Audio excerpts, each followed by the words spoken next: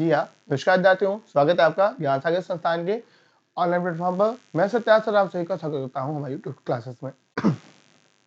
Dear students, जैसा कि आपके एसएससी जीडी के एग्जामिनेशन चल रहे हैं और इन एग्जामिनेशन के लिए जो आपके संस्थान के द्वारा प्रीवियस सीरीज की सीरीज चलाई जा रही है, इस सीरीज में आज हम लोग नई क्लास के साथ उपस्थित हैं। तो उम्मीद है आपको इस सीरीज की सहायता से फायदा मिल रहा होगा और आप समझ पा रहे होंगे एग्जाम का पैटर्न क्या है और आपको तैयारी कैसे क्या करनी है।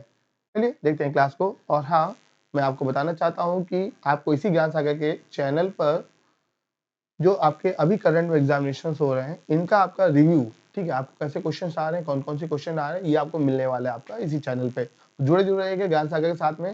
बाकी टेलीग्राम का जो ग्रुप है उसको भी ज्वाइन कर लीजिएगा, वहां पर आपको क्वेश्चन वहां भी प्रोवाइड हो रहे हैं, तो आप दोनों जगह से जुड़ सकते हैं ज्ञान सागर के साथ में। चलिए चालू करते हैं क्लास को।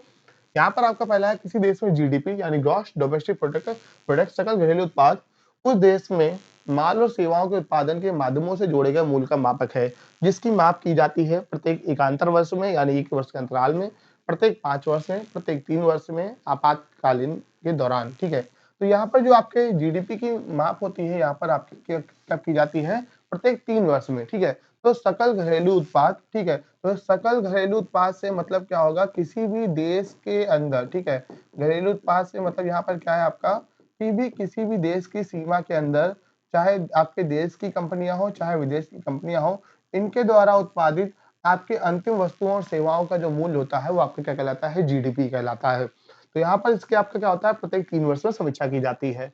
अगला देखते हैं, सौमित्र चटर्जी जिनका नवंबर 2020 में देहांत हुआ, लेकिन वैसे किस क्षेत्र से संबंधित थे? तो खेल, अभिनय, पुरातत्व विज्ञान, राजनीति और अभिनय। करंट का क्वेश्चन था नवंबर 2020 का, जो 21 से पूछा गया था। तो सौमित्र चटर्जी संबंधित है किससे, आपके अभिनय से। ठीक है, ये क्या अभिनेता थे, सौमित्र चटर्जी। अगला देखते हैं, मौर्य साम्राज्य में तीर्थयात्रियों पर लगाए जाने वाले कर का नाम याद क्या था? ठीक है, तो मौर्य साम्राज्य में, ठीक, मौर्य साम्राज्य में यात्रियों पर जो तीर्थ यात्रा कर लगता था, तो भद्र, यात्रा वेतन, वसंतिका, पदिका। ठीक है, तो यहाँ पर आपका मौर्य साम्राज्य में जो तीर्थयात्रियों से कर दिया जाता था उसको बोला जाता है कि आपका यात्रा वेतन बोला जाता है। आगे देखते हैं, मोटर व्हीकल एक्ट 1988, ये ईयर याद कर लीजिएगा ऐसे, क्योंकि कभी कभी आपसे सीधे ईयर पूछते हैं। तो मोटर व्हीकल एक्ट 1988 में निर्दिष्ट किया गया है कि धारा 18 के प्रावधानों के अंतर्गत कितने वर्ष से कम उम्र के बच्चे को आपके सार्वजनिक स्थान पर वाहन नहीं चलाने को दिया जाएगा। तो मतलब जहां पर आपसे पूछा जाता है कि कितने आपके कम उम्र का बच्चा जो आपको गाड़ी नहीं चलाएगा, तो आपके ऑप्शन में 16, 20, 21 और 13 है। तो यहाँ पर आपका एक ऑप्शन 18 होगा। ठीक है, 18 साल से कम उम्र के बच्चों के लिए क्या है, गाड़ी चला, आपको उनको पब्लिक प्लेस पे गाड़ी चलाने की अनुमति नहीं है। ठीक है, तो जैसे हमारा आपका जो वोट देने की हमारी आयु होती है 18 साल, तो ऐसे में जो मेच्योरिटी की आयु मानी गई इससे कम उम्र पर आपका नहीं होगा, ऑप्शन के अकॉर्डिंग तो यहाँ पर नहीं है, लेकिन ऑप्शन के इसका आंसर क्या होगा, 18 साल होगा। तो 18 वर्ष से कम उम्र के बच्चे को गाड़ी चलाने की परमिशन नहीं है। अगला देखिएगा, ने किस मिस टीन इंटरनेशनल का खिताब जीता था? ठीक है, तो यहाँ पर आपसे पूछा जा रहा है मिस टीन इंटरनेशनल 2019 का क्वेश्चन। अब देखिएगा 2021 में आपसे कब का क्वेश्चन पूछा गया आपके एग्जामिनेशन में? ठीक है, 2021 के एग्जामिनेशन जो 22 में हुए थे उनमें आपका ये 2019 का पूछा गया आपसे। ठीक है, तो 2019 का करंट पूछा गया है कि आपके मिस टीन इंटरनेशनल, तो उस समय के अकॉर्डिंग आयुषी ढोलकिया भारतीय मूल की हैं, इन्होंने क्या जीता था आपका मिस टीन इंटरनेशनल 2019 का खिताब जीता था। करंट इस हिसाब से आयोग हमेशा पूछता है, देखिए अपने हिसाब से। अगला है, लेंस की क्षमता के एसआई मात्रक को निम्न से किस अक्षर द्वारा निरूपित किया जाता है? अगर बात की जाती है किसकी, लेंस की क्षमता की, तो पहला तो हमारी एक जानने की यही आवश्यक बात कि जो लेंस की क्षमता होती है इसका मात्रक क्या होता है, डायोप्टर होता है। इसका मात्रक क्या होता है, डायोप्टर होता है। इसके लिए इसको आपका डिनोट करते हैं हम लोग किससे, आपका डी से। तो यहाँ पर इसका आंसर क्या हो जाएगा आपका डी, एचडीएमए ऑप्शन है, तो इसका आंसर क्या हो जाएगा आपका डी। तो लेंस की क्षमता मापने का आपका जो मात्रक होगा वो क्या होता है, डायोप्टर। ये भी एग्जाम में बहुत ज्यादा पूछा जाता है। अगला देखिएगा, इंडिया पोस्ट पेमेंट बैंक ने निम्न में से किस योजना का विस्तार करने के लिए नवंबर 2020 में PNB MetLife insurance India के साथ अनुबंध किया है? तो यहाँ पर आपसे पूछा जा रहा है कि आपकी प्रधान कौन सी योजना है आपकी जिसके लिए आपका इंडिया पोस्ट पेमेंट बैंक ने पीएनबी मेट लाइफ के साथ में क्या किया है, आपका इंश्योरेंस के संबंध में आपने किया है। तो देखो यहाँ पर एक बार समझ लीजिएगा, पीएनबी मेट लाइफ इंश्योरेंस, तो सीधी बात है इंश्योरेंस से संबंधित आपकी होगी। और इस पीएनबी मेट लाइफ की अगर बात करते हैं तो यहाँ पर ये आपकी मुद्रा योजना नहीं होगा, जनधन योजना नहीं होगा, यहाँ पर आपकी आती होती किसकी बीमा योजनाओं की बात होगी, बीमा योजनाओं के लिए काम करेगी। तो यहाँ पर इसका आंसर क्या हो जाएगा, प्रधानमंत्री जीवन बीमा योजना। इसके लिए आपका क्या किया गया है, इंडिया पोस्ट पेमेंट बैंक ने आपका पीएनबी मेटलाइफ इंडिया के साथ समझौता किया था 2020 में। अगला है मांडो त्योहार, ठीक है, मांडो त्योहार किस राज्य में मनाया जाता है। तो मांडो की अगर हम बात करते हैं तो ऑप्शन में आंध्र प्रदेश, गोवा, तेलंगाना और हरियाणा है। तो मांडो त्योहार जो मनाया जाता है कहाँ पर मनाया जाता है, आपका गोवा में मनाया जाता है। गोवा के बारे में करंट की अगर हम लोग बात करते हैं तो आपका भारत का पहला रेबीज मुक्त राज्य ये कौन सा आपका गोवा का है, ठीक है। त्योहार नृत्य पढ़ के जरूर जाइएगा। रेबीज मुक्त राज्य कौन सा आपका गोवा में है। गोवा में ही अभी क्या हुआ था, इंटरनेशनल फिल्म फेस्टिवल का आपका आयोजन किया गया था, ठीक है। इंटरनेशनल फिल्म फेस्टिवल का आयोजन कहाँ पर हुआ था, आपका गोवा में, हर साल यहीं पर होता आपका, ठीक, जो अभी चर्चा में रहे थे बहुत ज्यादा। और गोवा में ही आपका क्या है कि एकमात्र राज्य जहाँ पर क्या आपके लागू है समान सिविल संहिता, यूनिफॉर्म सिविल कोड, ठीक है। तो समान सिविल संहिता कहाँ पे लागू है, गोवा में लागू है। अगला क्वेश्चन देखते हैं हम। गुजरात में अंतरराष्ट्रीय पतंग महोत्सव के महीने में मनाया जाता है। पतंग महोत्सव की बात करते हैं तो नवंबर, जनवरी, जून और मार्च के महीने में। तो ये आप सबको पता है कब मनाया जाता है, जनवरी में। जनवरी में क्या होता है, एक त्योहार होता है जिसको उत्तर भारत में हम लोग आपका संक्रांति के नाम से जानते हैं। कौन सा त्योहार होता है, संक्रांति का, ठीक है। तो ये संक्रांति आपका किसके रूप से जानी जाती है, मकर संक्रांति के रूप में। तो मकर संक्रांति आपकी जो होती है गुजरात में बहुत ज्यादा, ये कहाँ का मेनली आपका मनाया जाने वाला त्योहार है, गुजरात का। तो गुजरात के में इसके लिए बहुत ज्यादा सेलिब्रेशन होता है और इसी में क्या मनाया जाता है, आपके गुजरात में पतंग उड़ाने का आपका बहुत ज्यादा काम होता है। तो जो पतंग महोत्सव होगा कहाँ पर होगा, आपका गुजरात में होगा। कब होगा, आपका जनवरी महीने में होगा।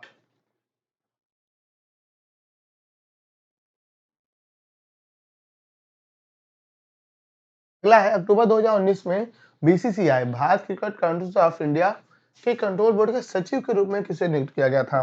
तो यहाँ पर आपके बीसीसीआई के सेक्रेटरी पूछे जा रहे हैं। तो बीसीसीआई के सेक्रेटरी कौन है, आपके जय शाह है, अमित शाह जी के बेटे, कौन, जय शाह। और अभी के समय अगर हमसे पूछें बीसीसीआई के हेड कौन है, ठीक है, बीसीसीआई के नए प्रमुख कौन बने हैं, तो ये आपके बने हैं आपके रोजर बिन्नी, ठीक है। बीसीसीआई के हेड कौन है, आपके रोजर बिन्नी है, ये आपके पूर्व क्रिकेट खिलाड़ी हैं रोजर बिन्नी।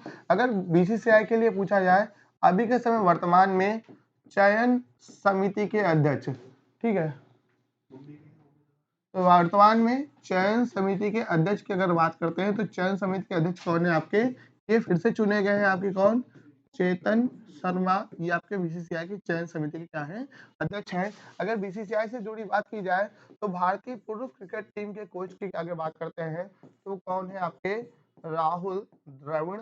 ये पूर्व क्रिकेट खिलाड़ी हैं राहुल द्रविड़। अगर बात किया जाए महिला क्रिकेट टीम की तो इसके आपके कोच कौन है, आपके रमेश पवार, ठीक है, भी पूर्व भारतीय खिलाड़ी हैं, बॉलर हैं, ठीक है। तो ये आपको याद कर लेना किसके बारे में, बीसीसीआई के बारे में। चलिए अगला देखते हैं। ने अपनी पुस्तक poverty and British rule in India के माध्यम से भारत में ब्रिटिश शासन के आर्थिक प्रभावों की तीखी आलोचना की है। यहाँ पे पूछ रहा है कि कौन पर्सन था जिसने अपनी book poverty and British rule in India लिखी और आलोचना की ब्रिटिश प्रभावों की, तो कौन है, दादा भाई नौरोजी। अगर बात कर रहे हैं हम लोग इसकी दादा भाई नौरोजी की, तो देख लीजिएगा दादा भाई नौरोजी बहुत फेमस पर्सनालिटी आपके भारतीय स्वतंत्रता संग्राम के लिए, और इनसे जुड़ी हुई कई सारी चीजें जो हम लोग आप देख लेते हैं एक साथ, ठीक। अगर बात हो रही है किसकी, दादा भाई नौरोजी की, इन्हें बोला जाता है आपका द ग्रांड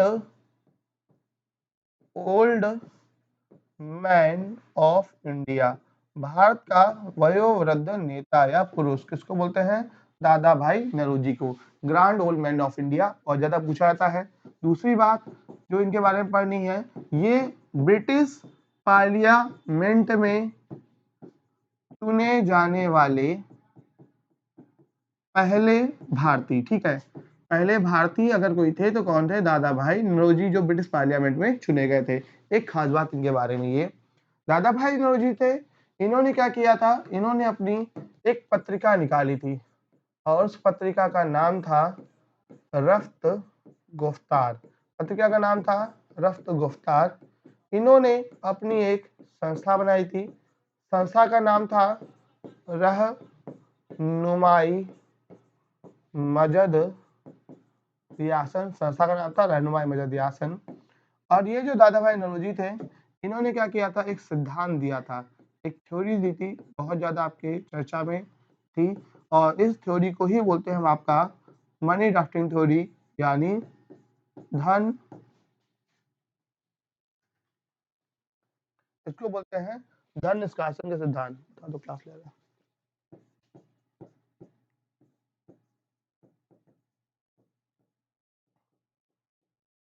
इसको क्या बोलते हैं, धन निष्कासन का सिद्धांत। तो यहाँ पर थ्योरी आती है किसकी, आपकी ये दादा भाई नौरोजी की, ठीक है, ये आपकी दादा भाई नौरोजी की थ्योरी धन निष्कासन के सिद्धांत, ठीक है। तो ये कई सारी चीजें आपको क्या करनी है, समझनी है दादा भाई नौरोजी के बारे में।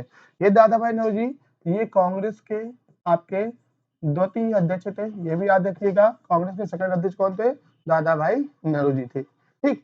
तो ये पहले पारसी अध्यक्ष भी इनको बोल सकते हैं, बहुत सारी खास बातें हैं इसके बारे में, दादा भाई नौरोजी के बारे में। चलिए अभी देखते हैं, आगे देखते हैं।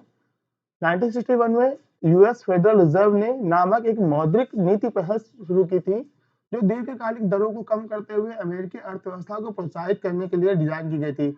इस पहल को भारतीय रिजर्व बैंक ने दिसंबर 2019 से अपनाया है। तो यहाँ पर आपका एक आपका जो 1961 का आपका एक इनिशिएटिव था, जो किसके द्वारा किया गया था, फेडरल रिजर्व यानी अमेरिकी केंद्रीय बैंक द्वारा, और उसे 2019 में भारतीय रिजर्व बैंक आरबीआई ने अपनाया है। किस नाम से अपनाया, क्या थी वो पहल, यहाँ पर ऑपरेशन दिए हुए हैं, ऑपरेशन हब ब्लूम ट्विस्ट है, इसका आंसर क्या होगा आपका, ऑपरेशन ट्विस्ट होगा। करंट है, काफी पुराना है, और ऐसे मोस्टली करंट को आप नहीं पढ़ते हो और आप अवॉइड कर जाते हो, लेकिन आयोग आपसे ऐसे ही क्वेश्चन पूछ रहा है, देखिएगा इनको। अगला देखते हैं, लेकिन इनमें से कौन सा ऊर्जा का पारंपरिक स्रोत है। पारंपरिक स्रोत मतलब जो हमें आपका बोल सकते हैं पृथ्वी से प्राप्त हो, या बोल सकते हैं जो आपका जो बायो फ्यूल हो, जैव ईंधन हो, यानी जो समय के साथ क्या हो, खत्म होने की इसकी क्या हो, पॉसिबिलिटी, संभावना हो। तो ऐसे पूछा जाए तो यहाँ पर ऑप्शन में हमारे आपके कोयला, ज्वारीय, भूतापीय और सौर, ठीक है, यहाँ पर आपके 4 दिए हैं। तो सबको पता है कि यहाँ पे अपने समय के साथ में क्या खत्म हो जाएगा, कोयला खत्म हो जाएगा। कोयला क्या है, एक बायोफ्यूल है, लेकिन ज्वारीय ऊर्जा यानी समुद्र से, भूतापी यानी जमीन के अंदर स्थित गर्म जल से, और आपके कैसा सौर ऊर्जा यानी सूर्य से प्राप्त होने वाली ऊर्जा, ये कभी भी समाप्त नहीं होंगी। तो ऐसे में यहाँ पर हमारा आपका इन ऊर्जाओं को हम आपका क्या मानते हैं, जो गैर पारंपरिक स्रोत के रूप में किसको देखा जाता है, ज्वारीय, भूतापी और सौर ऊर्जाओं को। रही बात होती है कोयले की, कोयले को हम आपका जो काला सोना के नाम से भी जानते हैं। क्यों, क्योंकि जो कोयला होता है हमारा आपका बहुत इंपॉर्टेंट है, और ये आपका 4 प्रकार का होता है, जिनमें से आपका एंथ्रेसाइट होता है, बिटुमिनस होता है,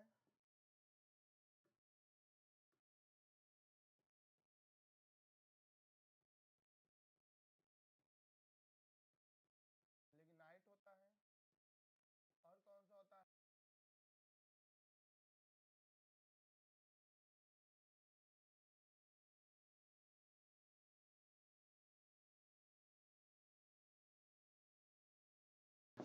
आइए आवाज अभी, ठीक है।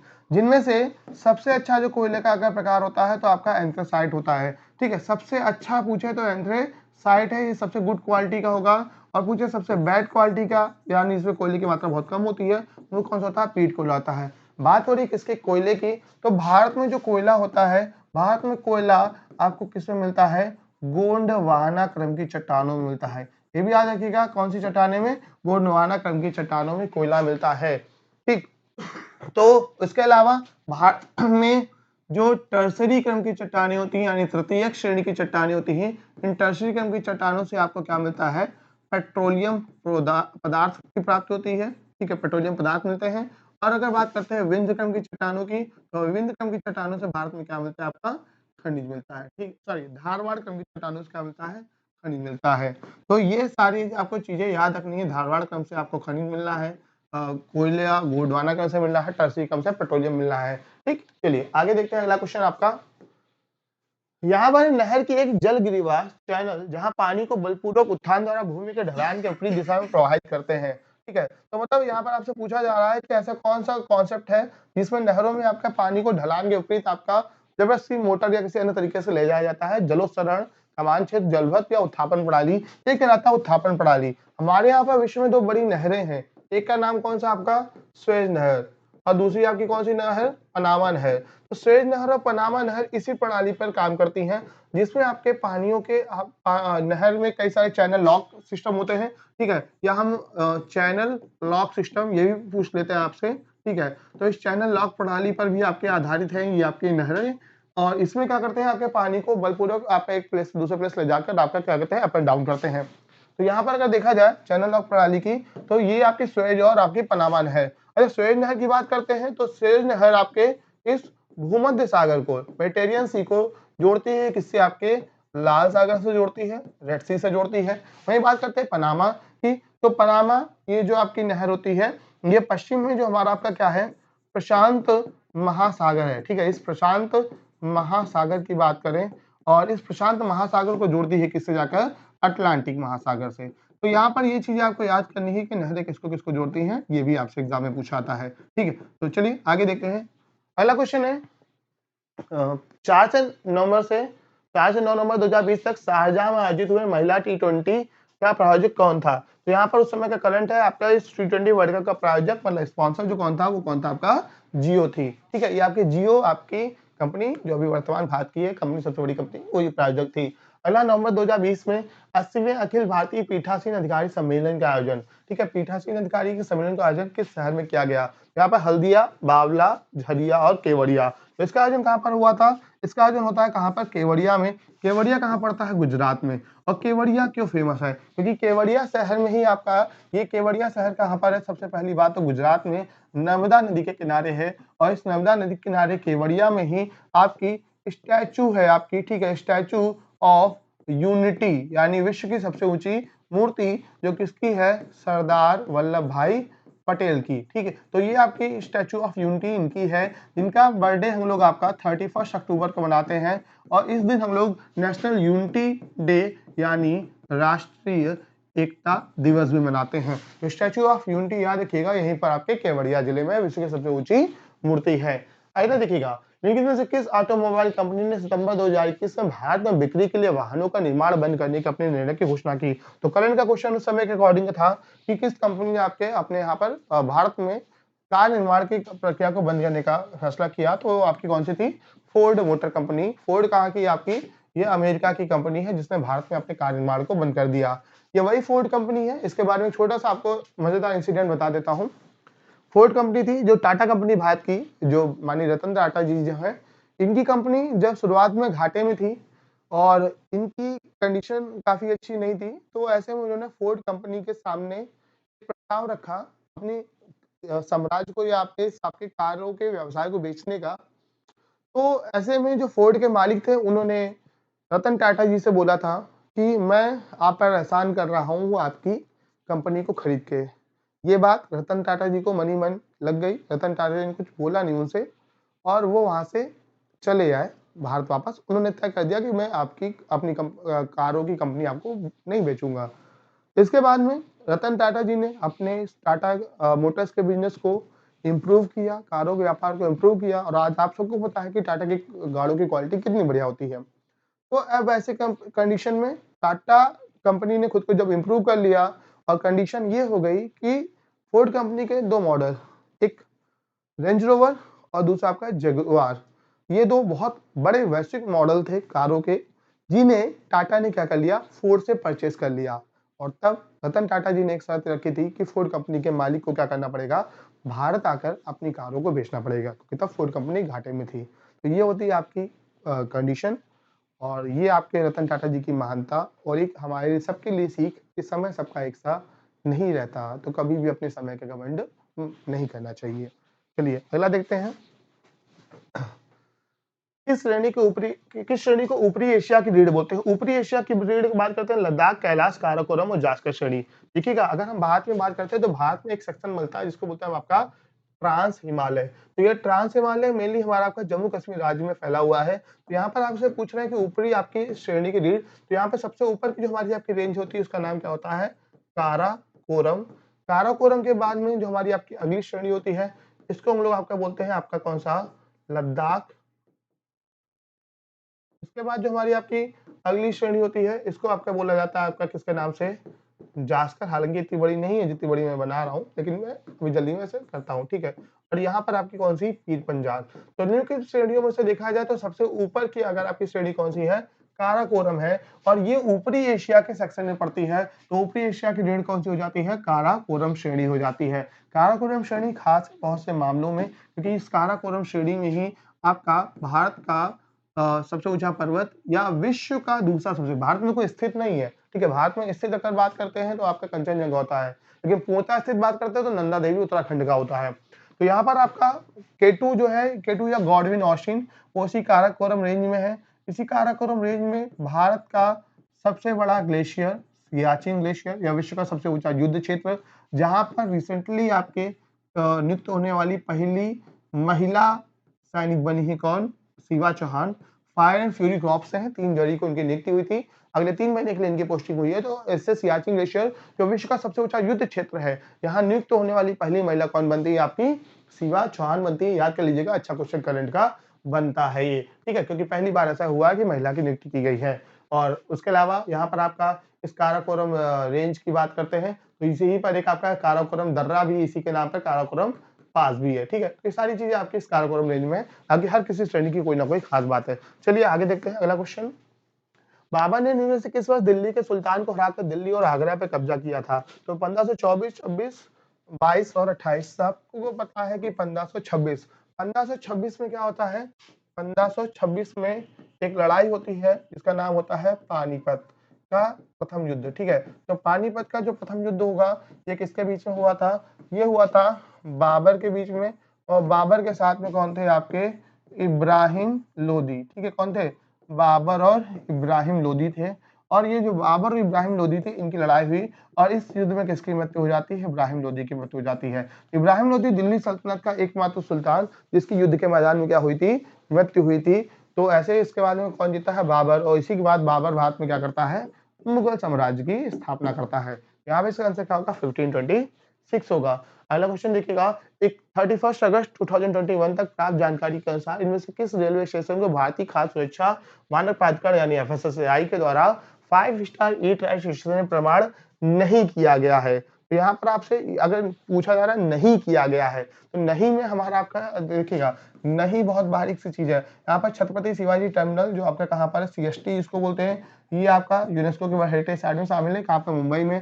ये है बड़ोदरा रेलवे स्टेशन, ये भी है। आनंद विहार टर्मिनल, ये भी है। कौन नहीं है, अहमदाबाद रेलवे स्टेशन, ये नहीं है। रिसेंटली अगर पूछा जाए, अभी रिसेंटली 2023 में किस आपके स्टेशन को किया गया है, तो याद कर लीजिएगा किसको, बनारस कैंट स्टेशन को, या जो मेन वाराणसी स्टेशन है, इस बनारस कैंट स्टेशन को क्या किया गया है, ईट राइट सर्टिफिकेट आपका दिया गया है आपका FSSAI द्वारा। ये भारत की खाद्य मानकों की सबसे बड़ी संस्था है और इसने 2023 में इसको किया है। साथ में इसने क्या किया है, एक और चीज की है, जो बुलंदशहर है, याद कर लीजिएगा, बुलंदशहर की जो जेल है, इस जेल के भी खाने को क्या किया है, इसने आपका ईट राइट का सर्टिफिकेट दिया है। तो 2 ईट राइट के सर्टिफिकेट रिसेंटली हुए हैं, एक बनारस कैंट रेलवे स्टेशन को और बुलंदशहर कैंट को। अगला देखिएगा, पौधों के प्रकाश संश्लेषण के लिए निम्नलिखित से कौन सी गैस की आवश्यकता होती है?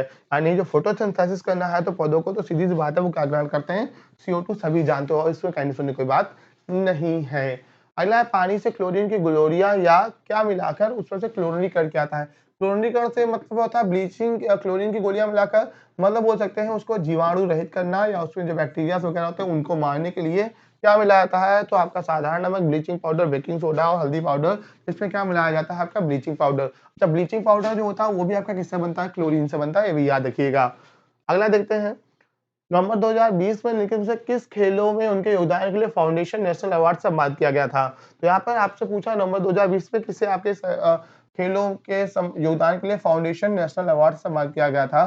तो ये आपके कौन था, नरेंद्र बत्रा थे, ये आपके हॉकी इंडिया के अध्यक्ष थे, अभी आपके इन्होंने इस्तीफा दे दिया, ठीक है। अगला देखते हैं, निखिल से किस स्वतंत्रता सेनानी पर जनरल डायर की हत्या का आरोप लगा था? तो यहाँ पर सूर्यसेन, भगत सिंह, अरविंदो घोष, उधम सिंह जी। तो यहाँ पर आपके उधम सिंह जी जो थे, इन्होंने क्या किया था, 1940 में लंदन में किसकी हत्या कर दी थी, जनरल डायर की हत्या कर दी थी। और ये वही जनरल डायर है जिसका आपका नाम था पूरा माइकल ओ डायर। इसी ने क्या किया था, गोलियां चलवाई थी जलियांवाला बाग हत्याकांड में, ठीक है। आदेश देने वाला यही था क्योंकि ये उस समय के पंजाब प्रांत का गवर्नर था। ये पंजाब प्रांत का गवर्नर था और इसी ने क्या किया था, इसी ने आदेश दिया था किसको, REH डायर को, यानी रेनल एडवर्ड हेनरी डायर को, कि भैया आप क्या कर दो, गोलियां चलवा दो। गोलियां चलवाने वाला व्यक्ति ये था, आदेश देने वाला ये था। इसी की हत्या 1940 में कौन करते हैं, उधम सिंह जी लंदन में करते हैं। बदला ले लेते हैं आपके 1919 में होने वाले 13 अप्रैल 1919 में होने वाले जलियांवाला बाग हत्याकांड का।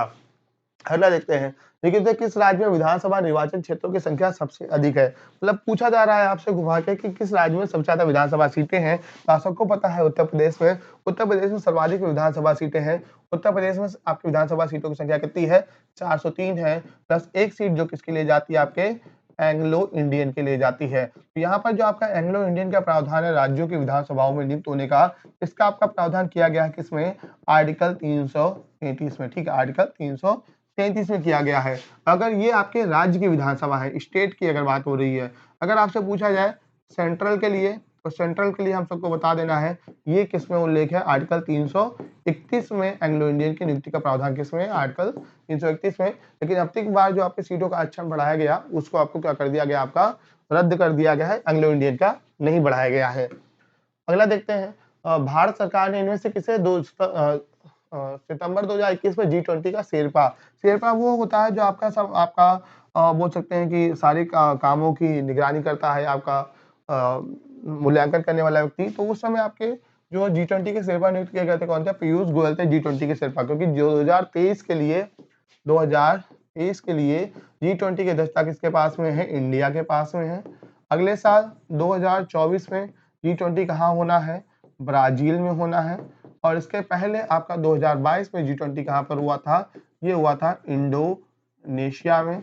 ठीक, और इसके पहले 2021 में कहाँ पर हुआ था, आपका इटली में हुआ था। ठीक है, तो यहाँ पर कई सारी चीजें हैं। तो आपके अभी के समय आपके G20 के शेरपा, ठीक है, G20 के शेरपा अभी के समय जो वर्तमान में वो कौन है, अमिताभ कांत है। ठीक है, तो करंट का क्वेश्चन ये भी है, देख लीजिएगा कि अमिताभ कांत वर्तमान में क्या है, G20 के शेरपा है। ठीक, जो नीति आयोग से पहले संबंधित है। मुगल सम्राट शाह आलम द्वितीय ने ईस्ट इंडिया कंपनी को बंगाल का प्रांत का दीवान किस वर्ष नियुक्त किया। ठीक है, तो यहाँ पर आपके बंगाल का दीवान ईस्ट इंडिया कंपनी कब बनती है, जो शाह आलम द्वितीय मुगल सम्राट होते हैं कब बनाते हैं, 1765 बनाते हैं। क्यों, क्योंकि 1764 में युद्ध होता है, इस युद्ध का नाम होता है बक्सर का युद्ध होता है।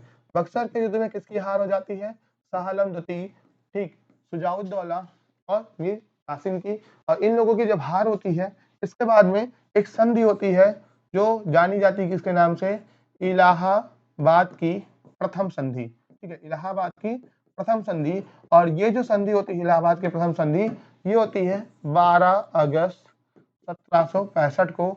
ये शाह आलम द्वितीय, ठीक है, मुगल सम्राट जो कौन थे, शाह आलम द्वितीय, और साथ में इनके थे कौन, आपके करने वाले संधि जो भारत ब्रिटिश साम्राज्य का संस्थापक या पहला गवर्नर रॉबर्ट क्लाइव के बीच में। और इस संधि के द्वारा जो बंगाल की दीवानी किसको सौंप दी जाती है, आपकी कंपनी को सौंप दी जाती है 1765 में। अगर देखिएगा किस देश में एक वित्तीय वर्ष के दौरान उत्पादित वस्तुओं और सेवाओं का मूल्य क्या कहलाता है। ठीक है, तो एक वित्तीय वर्ष के दौरान जो हमारे आपके अगर कहा जाए तो देश के लिए है, तो यहाँ पर आपके क्या हो जाएगा, आपका राष्ट्रीय आय कहलाता है, नेशनल इनकम कहलाता है। एक वित्तीय वर्ष के दौरान उत्पादित वस्तुओं सेवाओं के मूल्यों को क्या कहलाएगा, राष्ट्रीय आय कहलाएगा।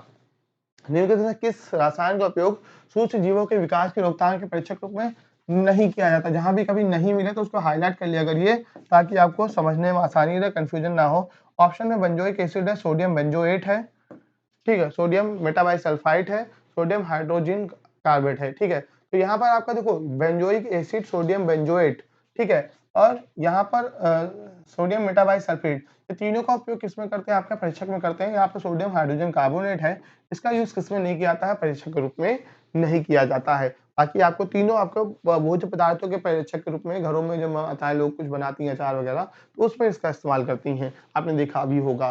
भारत में हरित क्रांति के दौरान खेती के आधुनिक तरीकों को अपनाने वाला पहला राज्य कौन था। तो यहाँ पर हरित क्रांति जो आपके भारत में हुई, तो उसमें आपका अपनाने वाला पहला राज्य कौन था, आपका पंजाब था। इसी वजह से पंजाब खेती के मामले में इतना तीव्र वृद्धि करने वाला राज्य बना। तो यहाँ पर अगर बात करते हैं किसकी, हरित क्रांति की, तो हरित क्रांति की अगर बात हो ही रही है, तो अगर देखिएगा हरित क्रांति की, तो ये हरित क्रांति के भारत में जनक, ठीक है, ये कौन है आपके, MS स्वामीनाथन। भारत में हरित क्रांति के जनक कौन है, MS स्वामीनाथन।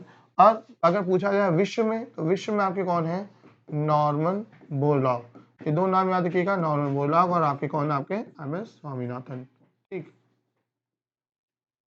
अगला देखिएगा, अफगानिस्तान के क्रिकेट खिलाड़ी राशिद खान ने आईपीएल की 2021 में किस टीम के लिए खेला। अब ये सब क्वेश्चन पूछ रहे हैं, अब आप देखिएगा आईपीएल भी देखते रहिएगा क्या बताएं।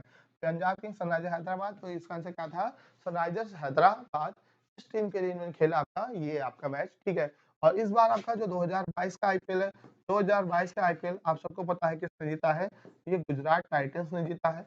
गुजरात टाइटंस के कैप्टन कौन थे, हार्दिक पांड्या थे, ठीक है, इन्होंने जीता है। और गुजरात टाइटन ने हराया किसको था, राजस्थान रॉयल्स को हराया था, ठीक है। तो 2022 का आईपीएल आपके सामने है। अगला देखिएगा, स्थानांतरित कृषि को किस अन्य नाम से जाना जाता है। स्थानांतरित कृषि मेनली ये आपकी कहाँ पर होती है, पूर्वोत्तर के राज्यों में होती है, ये भी याद रखिएगा। इस स्थानांतरित कृषि में किसी भी एक कृषि जंगल को साफ करके कृषि योग्य भूमि को तैयार किया जाता है।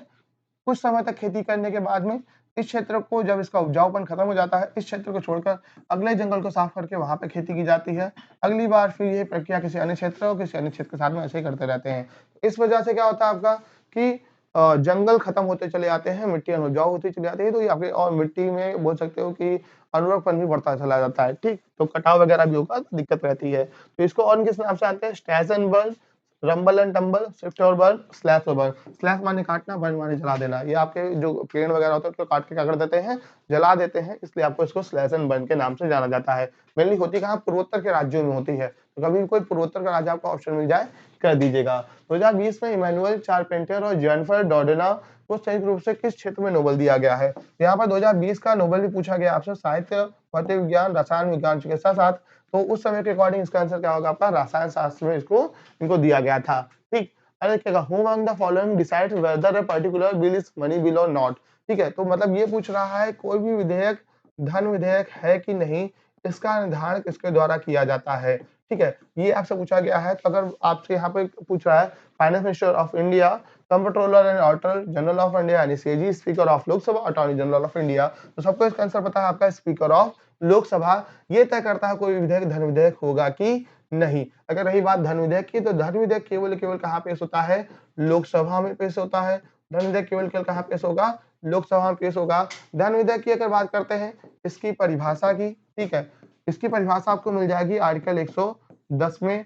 और इसके पारित होने की जो प्रक्रिया है, इस प्रक्रिया का उल्लेख किसमें मिलता है आपका 109 में, जिसके अंतर्गत में बोला जाता है कोई विधेयक धन विधेयक है या नहीं, इसका निर्धारण कौन करेगा, आपका लोकसभा आपका अध्यक्ष करेगा, ठीक।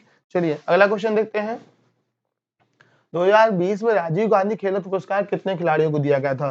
तो 2020 में यहाँ पर आपका 5 खिलाड़ियों को क्या दिया गया था, राजीव गांधी खेल रत्न पुरस्कार, जो अभी बदल के किसके नाम पर हो चुका है, मेजर ध्यानचंद जी के नाम पर मेजर ध्यानचंद पुरस्कार हो गया है। इसमें दी जाने वाली पुरस्कार राशि को भी बढ़ा के कितना कर दिया गया है आपका, 25 लाख कर दिया गया है। और इस बार ये पुरस्कार इस साल 2022 में किसको दिया गया है, टेबल टेनिस के खिलाड़ी हैं अचंत शरत कमल, ठीक है। तो इनाम याद रखिएगा, अचंत शरत कमल को इस बार का आपका पुरस्कार दिया गया है 2022 के लिए। 2021 में होने वाली भारत की जनगणना 1872 के बाद पहली बार प्रदेश में एक समान पैटर्न के अनुसार व्यवस्थित जनगणना आयोजित की गई थी। यह कौन से नंबर की आपकी 10 वार्षिक जनगणना, मतलब 1872 में हमारा का जब मेयो के समय आपकी पहली जनगणना हुई थी, ठीक है। 1872 में मेयो के समय आपके भारत में प्रथम जनगणना होती है। उसके बाद से 1881 में कौन था, रिपन था। इस रिपन के समय से हर 10 साल में क्या प्रक्रिया चालू हुई, नियमित जनगणना होने की। तो इस बार पूछा गया था जो आपके 2021 में आपकी जनगणना आपकी होनी थी, ठीक है। ये आपकी कौन सी नंबर की जनगणना होती थी, आपकी 15वीं जनगणना होती थी, लेकिन कोविड की वजह से आपकी जनगणना आपकी नहीं हुई। अगला देखते हैं, कंपल्सरी रेडियोफोन्स वाद्य यंत्रों को नाट्य शास्त्र में क्या कहा जाता है। तो अब यहाँ पर आपके जो कंपन करने वाले आपके साउंड्स होते हैं उनको क्या बोलते हैं, अवनदवाद, तत्वाद और घनवाद, सुशीलवाद। तो इनको बोलते हैं घनवाद बोलते हैं। तो आपके जो आपके घनवाद मतलब जिनमें आपके क्या हो, कंपन होने से साउंड उत्पन्न हो, जैसे आपका गिटार हो गया, वीणा हो गया, ऐसे टाइप से आपके जो भी साउंड्स होंगे वो आपके कंपल्सरी होते हैं, ठीक है, घनवाद्य कहलाते हैं। अगला देखिएगा, डीआरडीओ ने अक्टूबर 2020 में पोखरण रेंज में किस एंटी टैंक गाइडेड मिसाइल का आपका किया था। तो यहाँ पर एंटी टैंक गाइडेड मिसाइल जब भी कभी आए तो इसका आंसर क्या होता है आपका, नाग। ये डीआरडीओ ने defence research and development organisation, Bharat सरकार द्वारा आपका संचालित संस्थान, इसने क्या किया था, एक नाग नामक मिसाइल आपकी विकसित की है। इसका परीक्षण किया गया था अक्टूबर 2020 में। ठीक है, और ये कैसी है, एंटी टैंक गाइडेड मिसाइल यानी टैंक को नष्ट करने के लिए है। भारतीय वन संशोधन अधिनियम 2017 में वृक्ष की परिभाषा से किसको बाहर रखा गया है? तो यहाँ पर आपका ताड़ है, झाड़ है, बाँस है, गन्ने हैं। तो भैया जो बाँस होता है ना, बाँस को घास की श्रेणी में रखा जाता है, ठीक है? बाँस को क्या रखा जाता है? घास की श्रेणी में रखा जाता है और इसमें आपके क्या होता है, बाँस को रखा गया आपका घास की श्रेणी से बाहर। अच्छा मुझे बताइएगा जल्दी से कमेंट करके कि आपका बाँस दिवस कब होता है? ठीक है, कमेंट करके बताइएगा। और मैं हिंट दे दूँ, मोदी जी का जब जिस दिन जन्मदिन होता है, उसके अगले ही दिन आपका क्या मनाया जाता है? बाँस दिवस मनाया जाता है। कमेंट करके मुझे बताइएगा। अगला देखिएगा, निम्नलिखित में से कौन-सी वस्तु केवल परावर्तित प्रकाश के कारण दिखाई देती है? अब परावर्तित प्रकाश के कारण दिखाई देने वाली वस्तु पूछी जा रही है, जलती हुई मोमबत्ती, जलती हुई मशाल, चाँद और तारे। देखिए कि परावर्तित प्रकाश नहीं, ये प्रत्यक्ष प्रकाश होता है जो आँखों के सामने दिखते हैं, तो ये तो दोनों हो ही नहीं सकते। बचा आपका चाँद और तारे। तारों के पास में क्या होता है? स्वतः खुद का प्रकाश होता है। यही तारों और ग्रहों में अंतर होता है कि तारों के पास स्वतः खुद का प्रकाश होगा। और ऐसे में ऑप्शन क्या बच रहा है हमारा आपका? चाँद। चाँद जो होता है आपका परावर्तित होने वाली आपकी जो किरणें होती है, सूरज चाँद वाला प्रकाश होता है, वो जब चाँद पे पड़ती है, जितने भाग में पड़ती है, उतने भाग को हमें क्या करता है? प्रकाशित करती है, हमें दिखती है। ठीक है? तो ये आज आपके 40 क्वेश्चन थे, ये आपके लिए आई थिंक हेल्पफुल होंगे। हम लोग इसी तरीके से करते रहेंगे और अब हम लोग आपका जैसा एग्ज़ामिनेशन चालू हो चुके हैं, तो अब हम लोग रिव्यू सीरीज़ ला रहे हैं, ये जो आपके करंट के क्वेश्चन हो रहे हैं, इनको हम लोग तुरंत-तुरंत आपका डेली के daily, day by day discuss करेंगे कि कैसे पैटर्न में क्या क्वेश्चन आ रहे हैं, आपको क्या पढ़ के जाना है, कैसे तैयारी करनी है, क्या करना है। आज के लिए इतने ही रखते हैं, बाकी हम लोग फिर मिलते हैं अगली क्लास में, तब तक के लिए धन्यवाद।